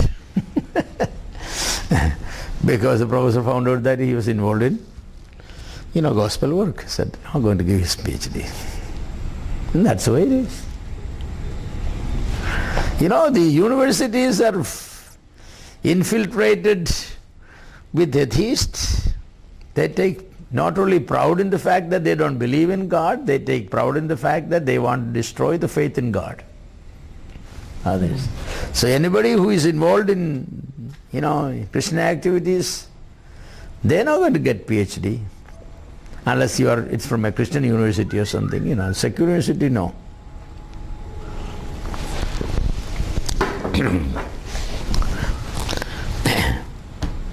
So we are given a big job, big job. The question is, are we getting ready to do that? Wherever you are you trying to pull down this? So we need to be on the offensive, attacking and demolishing every imagination and every high thinking that exalteth against the knowledge of God. We need to bring such thoughts to captive to the obedience of Christ. Indian philosophy and religion boast antiquity. Vedas were written more or less the same time the book of Pentateuch was written, 1500 BC. But what a difference. The Hindu Vedas and Upanishads give the best of man. It's philosophy, the best of man. That's the best a man could come. The Bible is the best of God for us. That's the whole difference. Vedas will tell us all about God by man's search. Bible reveals God as He is, by God Himself. So one gives the fine specimen of philosophy, the other gives the true specimen of philosophy. And that's a big difference. So the battle is between truth and, fancy lies. Fancy lies, colored lies, And man is naturally more attached to, because it's contributed by man. Where man is exalted, the other place man is not exalted, he is branded as sinner. In Christ only he has meaning and purpose. Outside Christ man has no meaning or purpose. So we have this Indian philosophy and religion that's waging the war against the Christian worldview. However, Hindu worldview and Christian worldview are worlds apart. Indian worldview is humanistic, Vedic, empirical, and monistic, or Advaitic. There are no absolutes in Indian worldview. God and man are necessarily one good and one or bad, in relation. Maya and Maya is the concept of life. Swami Vivekananda propagated a worldview where all religious essences was the same. He said to call man a sinner is the greatest sin. Yes. To call man a sinner is the greatest sin. He could not accept Christianity because for Swami Vivekananda, the Hindu man especially is the epitome of humanity. I just don't know how that can be true, including Swami Vivekananda. He is a great thinker, definitely. He has influenced the world, especially in the religious conference in Chicago that was held. Swami Vivekananda's preaching was, received by, applauded by every religious representative. Thought that Swami Vivekananda had the last word. And it was so far away from what the Bible speaks. Man likes that. Christian worldview is based on revelation, the Bible. Christ is the incarnated model of the worldview. Apostle Paul is a prototype of the worldview. Christian worldview covers every aspect of our life and thinking. You really want to know how to live with the Christian worldview, you go to Christ, he is the type, or you go to Paul, he is the prototype, the first product from that type. Yes. In 1 Timothy, I think chapter 1, Paul tells this about the importance of Paul's life. What was that? 1 Timothy chapter 1, I believe, that talks about him. Yes, 1 Timothy chapter 1 verses 13 and verse 16. Verse, Yet for this reason, chapter 1 verse 16. Yet for this reason I found mercy, so that in me as the foremost, Jesus Christ might demonstrate his perfect patience as an example for those who would believe in him for eternal life. That is it. He was given the mercy. For this cause I obtained mercy, that in me first Jesus Christ may show forth all long suffering, for a pattern to them who would hereafter believe on him to life everlasting. So everybody who will believe after Apostle Paul is the pattern. That's why Paul was able to tell repeatedly, follow me, follow me, follow me. Be imitators of me. Apostle Paul is the prototype. That's why Paul said in 1 Corinthians 11, be ye followers of me, even as I am of Christ. The footprints of Christ, then in the same footprints Paul put his footprints. We have to put our feet in the same place. Follow. So to know exactly, what it means to live with the Christian worldview, you study the life of Paul. It's beautiful. But if you want the pattern itself, if you want the type itself, you come to Jesus Christ. Of course, people then say that Jesus is God. Who can live like him? He is God, he is sinless. He is God who became man. Man, I cannot live like Jesus. You can live like Paul because he was the chiefest of sinners, the least of the saints. If the chiefest of sinners can live like Jesus, we can, because we are not the chiefest of sinners. And he is the least of saints. Okay? So we are a little better. So we can. So Paul becomes a pattern for us. Paul becomes, a prototype for us. So, what I meant to say is that the Christian worldview is not impractical. Christian worldview can be lived. 1 minute. Hello Kochumon, ഞാനൊരു class എടുത്തുകൊണ്ടിരിക്കുക. ഇച്ചിരി കഴിഞ്ഞ് നമ്മൾ അങ്ങോട്ട് വിളിക്കേ.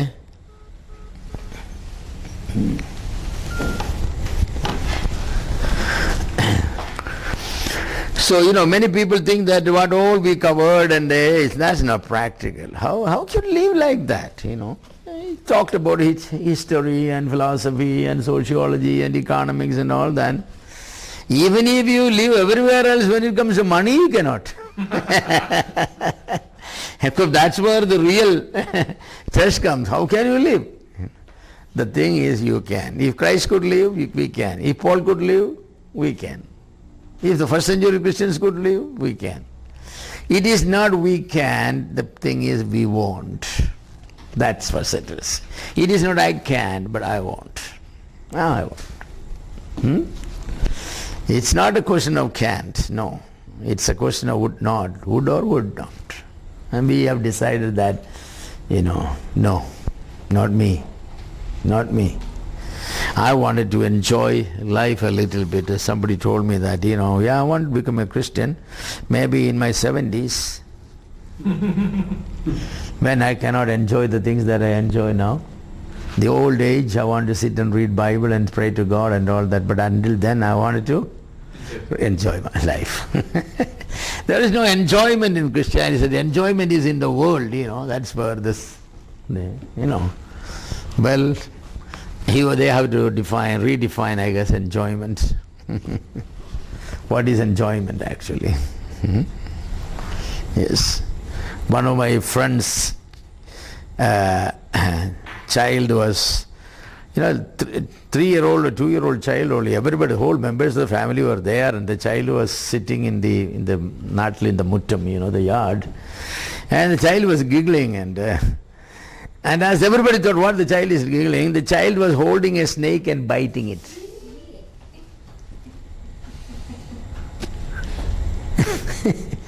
Too small child, didn't know that. But mother already fainted. Mother immediately fainted, seeing it. But others went and, but God's grace, the snake didn't bite the child. It was a poisonous snake, The child was holding, like this and biting. So what I said is that I often use that as an illustration of that, there's no enjoyment in the world. Yeah, that's true.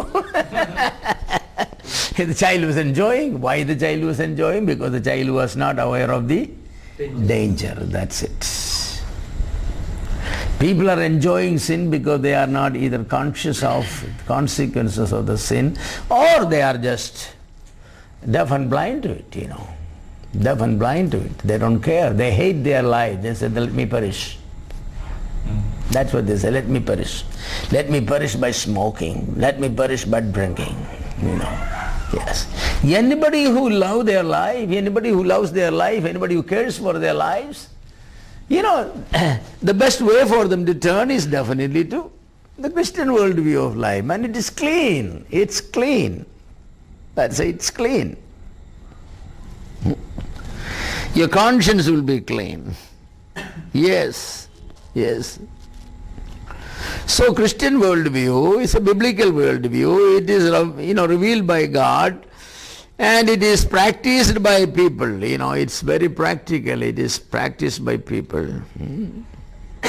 The last 1.5 century, we see a serious drift in the Christian worldview, especially of the Western countries. Our Christian foundations are slowly, overlooked by our philosophers and apologists. We are no more preaching Matthew 6:33, seek ye first the kingdom of God and His righteousness. We start living like Gentiles. The Lord said these things the Gentiles says. That we have adopted a Gentile lifestyle, but every Christian basically is seeking the things of the world. Christianity is brushed to the margin, only to be taken on Sunday morning for a couple of hours. Even the Lord's Day afternoons are used for other secular uses. Most of the churches have only early morning meetings, that's it, over. People become impatient, and if you preach 15 minutes extra. There are so many plans for the afternoon. It's no more the Lord's day. It's no more the Lord's day, it's man's day.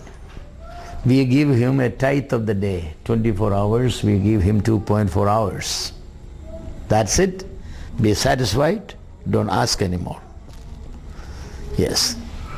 In the early times, 100 years before, they used to use the word on Sunday, Holy Sabbaths. They address the first day of the week as Holy Sabbath. You take Spurgeon and others' messages, they will always say the Holy Sabbath. People won't do any activities, no activities. They have Sunday morning meetings, Sunday evening meetings. In between they have little time for eating lunch and, meditating upon what they have heard in the morning. So Sunday evening they come, the gospel meetings and other things, Sunday evening they have and all that. So only after Sunday evening meetings they will say the Lord's day is over, now they can go to, children can study and visiting and all that. Now it is what?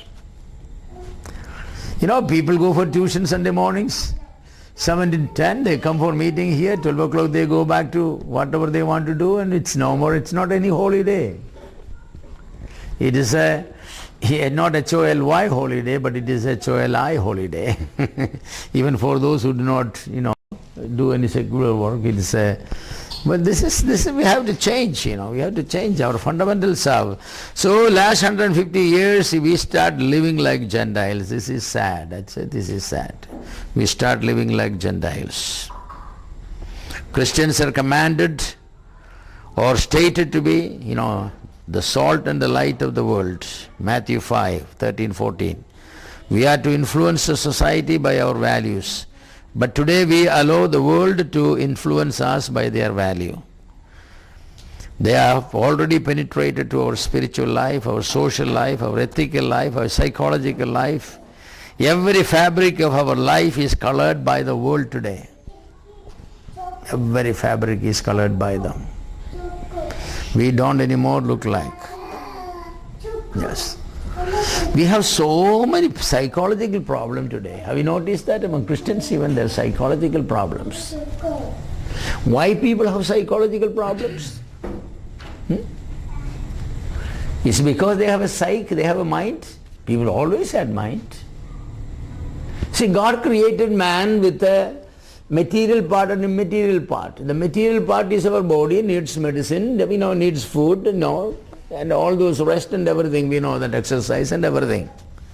If we don't give that, what will happen? It will become sick. It will become sick. If you don't get sleep continuously 3 days, the 4th day you are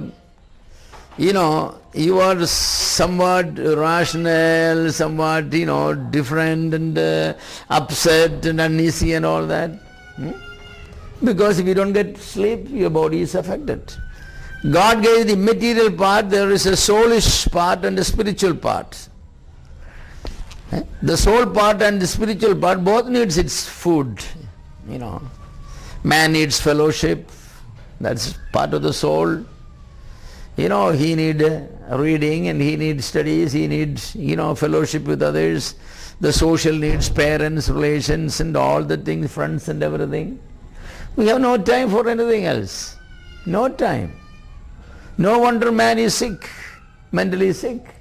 His mental needs are not. He has no time to listen to music. He has no time to read a story. He has no time to paint. He has no time to plant, flowers. He has no time to visit friends. He has no time. His life is what?